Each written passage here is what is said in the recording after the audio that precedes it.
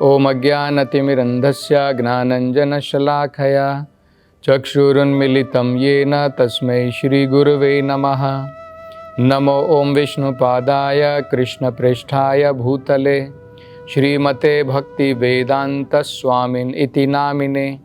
नमस्ते सरस्वते देवे गौरवाणी प्रचारिणे निर्विशेषा शून्यवादी पाश्चात्यदेशतारिणे। जय श्री कृष्ण चैतन्य प्रभु नित्यानंद श्री अद्वैत गदाधर श्रीवासदि गौर भक्तवृंद। हरे कृष्णा कृष्ण कृष्णा हरे हरे, हरे राम राम राम हरे हरे। हरे कृष्णा। तो पिछली कुछ कथाओं से हम चर्चा कर रहे हैं चतुर्श्लोकी भागवतम की, और 3 श्लोकों का हमने इससे पहले वर्णन किया है। संक्षिप्त में दोबारा हम थोड़ा सा समझने का प्रयास करेंगे।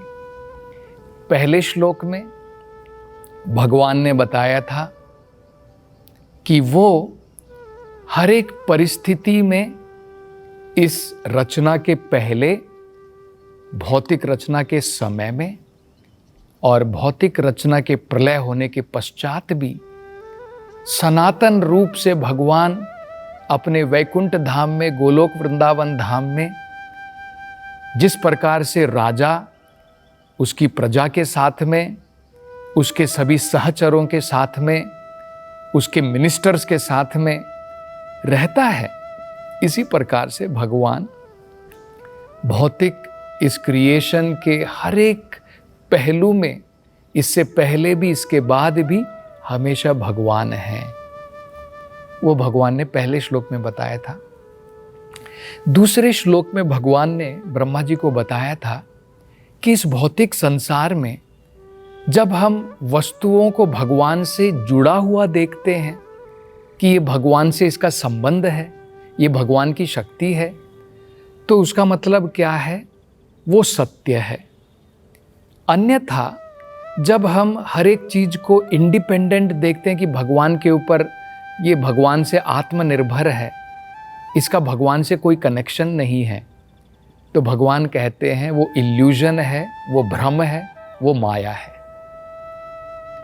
और तीसरे में भगवान ने बताया था जिस प्रकार से ये जो भौतिक पदार्थ होते हैं, जैसे पंचभूत हैं, जैसे ये हर एक वस्तुओं में प्रवेश करते हैं और बाहर भी रहते हैं, भगवान ने बताया था कि मैं इनके बाहर भी हूँ अपने गोलोक वृंदावन धाम में, वैकुंठ धाम में, और साथ साथ में मैंने प्रवेश भी किया है भौतिक संसार में, हर एक अणु के अंदर में, हर एक हृदय के अंदर में।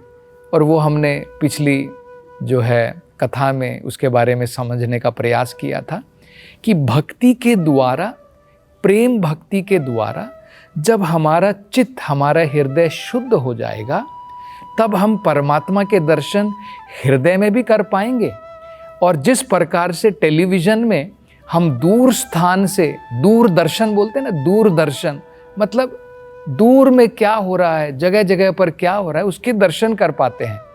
तो ऑर्डिनरी टेलीविज़न में अगर हम कर सकते हैं, तो हमारे हृदय के टेलीविज़न में जब ये हृदय शुद्ध हो जाएगा, तो भगवान की लीलाएं जो वैकुंठ धाम में घट रही हैं, उन लीलाओं के साक्षात दर्शन हमारे हृदय में हम बैठ करके कर पाएंगे। ये जो है हमने पिछली कथा में उसके बारे में सुना था। आज की कथा में चौथा जो भगवान श्लोक बताते हैं ब्रह्मा जी को, वो कहते हैं एतावत एव जिज्ञास्यम तत्व जिज्ञासुन आत्मनः अन्वय व्यतिरेकाभ्यम यत् स्यात् सर्वत्र सर्वदा। मतलब भगवान बता रहे हैं कि ये जो भगवान ने 3 श्लोक बताए हैं, इनको मात्र भगवान की भक्ति के द्वारा समझा जा सकता है, और यही फाइनल इंक्वायरी का लक्ष्य होना चाहिए। हम लोग अनेकों प्रकार की जिज्ञासाएं करते हैं ये संसार कैसे बना है, मैं कहाँ से आया हूँ, मैं कौन हूँ, मैं भौतिक संसार में क्यों अनेकों प्रकार के कष्ट भोग रहा हूँ, इनका फाइनल कंक्लूजन जो है भगवान होना चाहिए।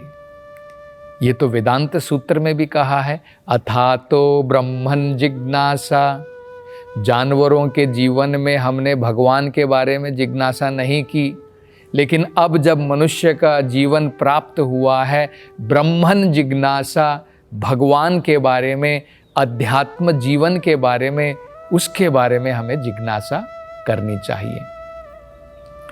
और आगे भगवान क्या बताते हैं कि भगवान की जो भक्ति के द्वारा इस जिज्ञासा को जब हम करेंगे, भगवत जिज्ञासा, उसमें डायरेक्टली और इनडायरेक्टली वेदों के अंदर में भगवान की ही भक्ति के बारे में बताया है।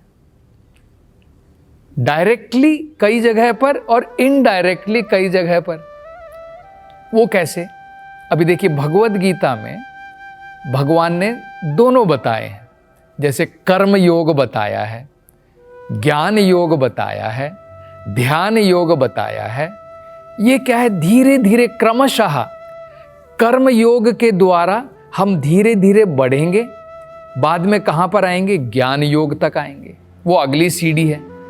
ज्ञान योग में जब हम थोड़े और बढ़ेंगे, विकसित होंगे, हमारा विकास होगा, तब हम ध्यान योग तक आएंगे। और ध्यान योग के पश्चात भक्ति योग, प्रेम भक्ति के द्वारा तब हम भगवान को जो है सही प्रकार से तत्व में समझ पाएंगे। भगवान ने कहा है ना, भक्त्या माम अभिजानाति। भगवान ने नहीं कहा ज्ञानात माम अभिजानाति, कर्मात माम अभिजानाति, ध्यानात माम अभिजानाति। कर्म के द्वारा, ध्यान के द्वारा, ज्ञान के द्वारा मुझे तुम तत्व में समझ सकते हो, भगवान ने नहीं कहा। वो इनडायरेक्ट प्रोसेस है, डायरेक्ट भगवान की भक्ति है। इसलिए भगवान क्या कहते हैं? भक्त्या माम, भक्ति के द्वारा, अभिजानाति, मुझे तुम समझ सकते हो, यावन यस चास्मि तत्वतः, तत्व में समझ सकते हो। तो ये तो भगवान ने बताया भी है। भगवत गीता में ही डायरेक्टली भगवान फाइनल में क्या आदेश देते हैं? अर्जुन को कह रहे हैं, सर्वधर्मान परित्यज्य, सारे धर्मों को छोड़ दो, माम एकम शरणम व्रजा, केवल मेरी शरण में आ जाओ। और अंत में ही भगवान भगवत गीता में सबसे रहस्यमय गुह्य ज्ञान प्रदान करते हैं। वो क्या है?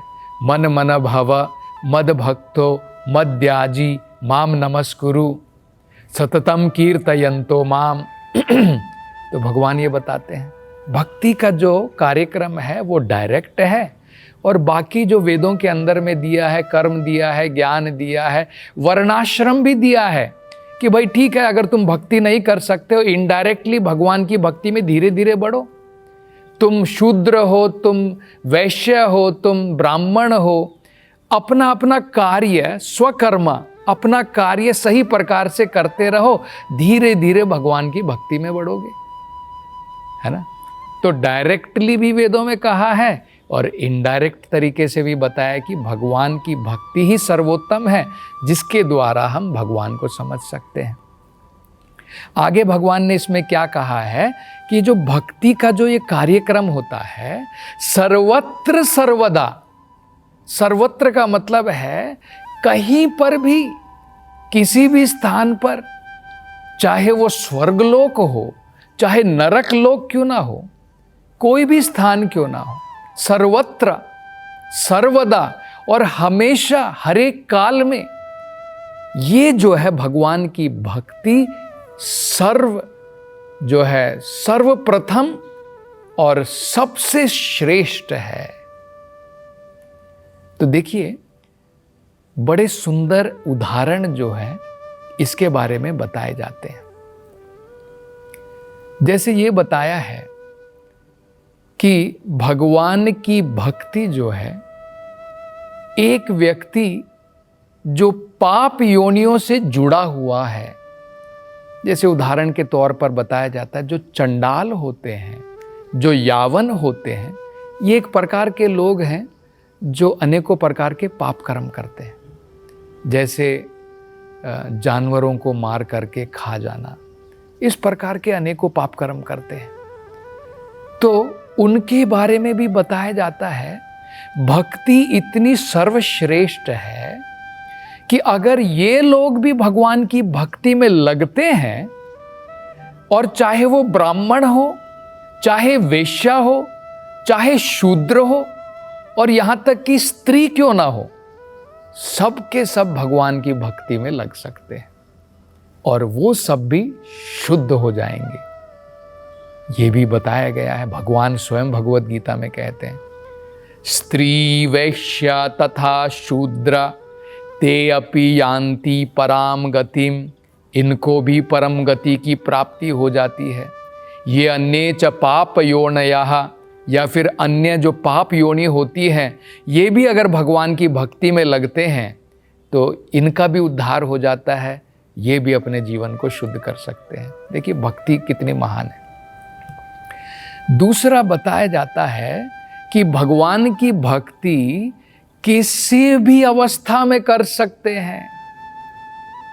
ये उदाहरण दिया है कि परीक्षित महाराज ने, प्रहलाद महाराज ने भगवान की भक्ति माँ के गर्भ के अंदर से भी की।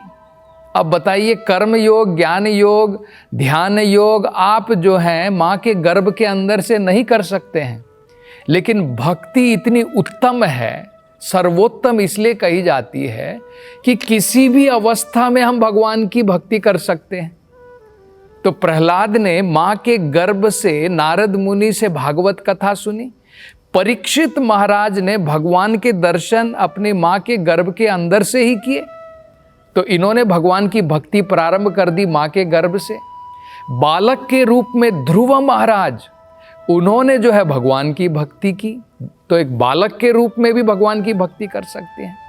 एक युवा के रूप में अम्बरीश महाराज ने सर्वत्र जो है अपना सब कुछ त्याग दिया भगवान की सेवा करने के लिए। भरत महाराज ने भी, हम देख सकते हैं, बिल्कुल नौजवान थे, उन्होंने जो है सब कुछ त्याग दिया भगवान की सेवा करने के लिए।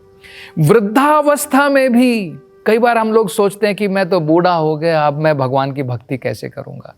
धृतराष्ट्र का उदाहरण दे सकते हैं। धृतराष्ट्र जो है भगवान से उसका कोई लगाव नहीं था, बूढ़ा हो गया था, सब कुछ जो है पूरा राज्य जब फाइनली महाभारत में उसके सारे पुत्रों का सबका अंत हो गया, विदुर की सहायता के द्वारा धृतराष्ट्र ने भी भगवान की भक्ति जो है उसने भी अपनाई।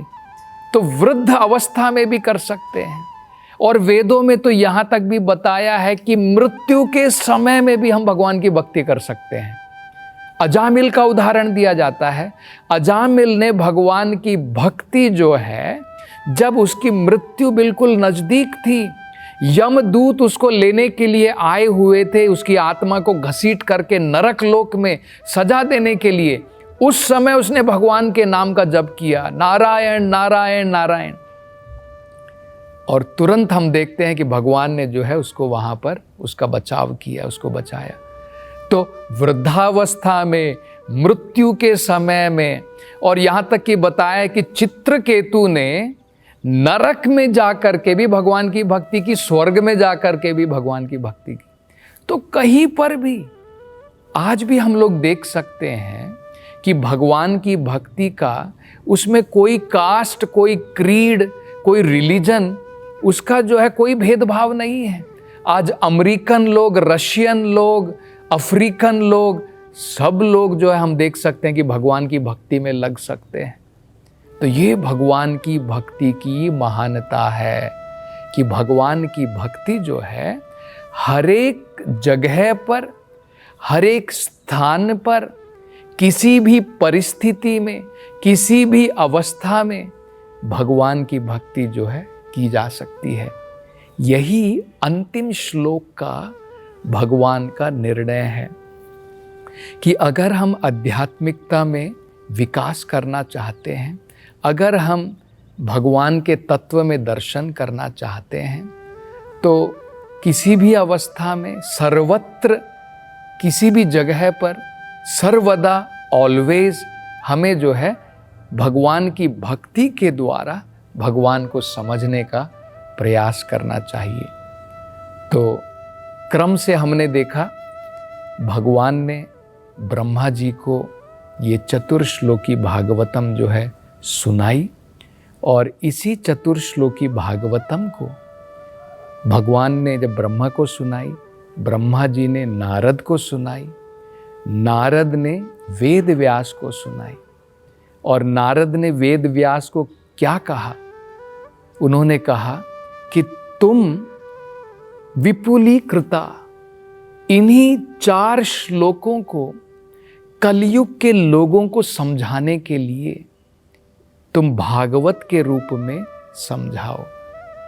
तो वेद व्यास ने अपने पुत्र शुकदेव गोस्वामी से यह भागवत कथा कही, और शुकदेव गोस्वामी ने परीक्षित महाराज को बताई, और उसी सभा में सूत गोस्वामी थे जो बाद में जिन्होंने यही भागवत कथा शौनक आदि ऋषि को बताई, और वेद व्यास ने ये सब कुछ साथ में मिला करके जो है इसकी रचना की भागवत के रूप में, जिसे आज हम पढ़ते हैं।